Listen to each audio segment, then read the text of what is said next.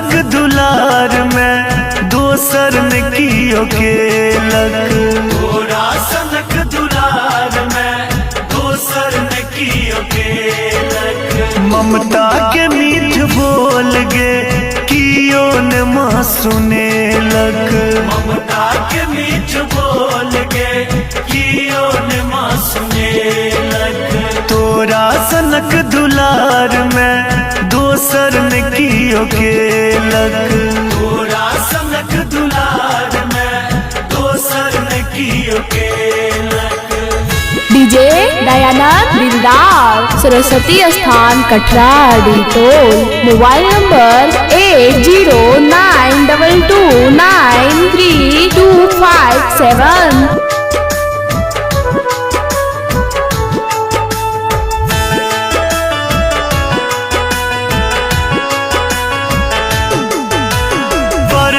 जखन विपैत माँ दुनिया में घुम एलो। दुनिया में घुम एलो मागे दुनिया में घुम एलो।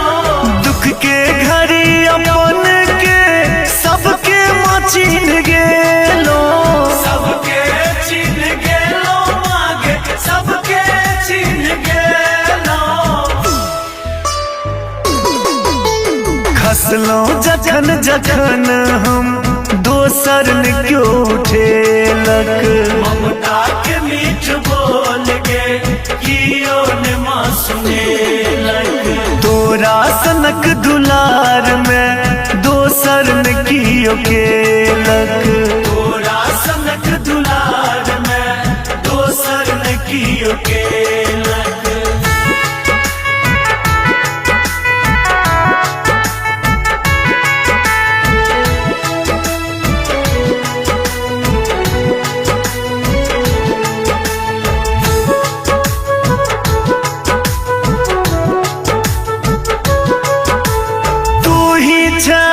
शक्ति माँ तोरे सजनगी हमर। तोरे सजनगी हमर मागे तोरे सजनगी हमर।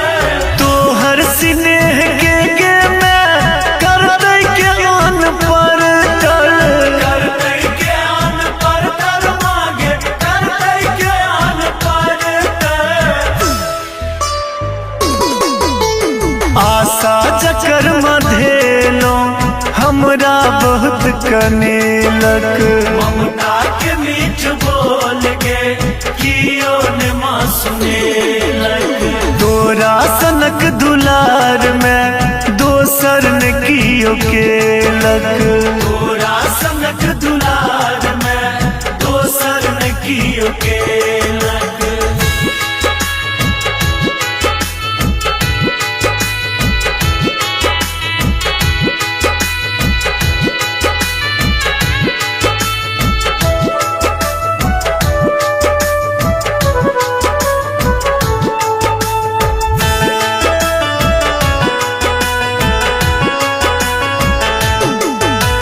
बकलेल जगल हम जी तोहर मुदा दुलरुआ।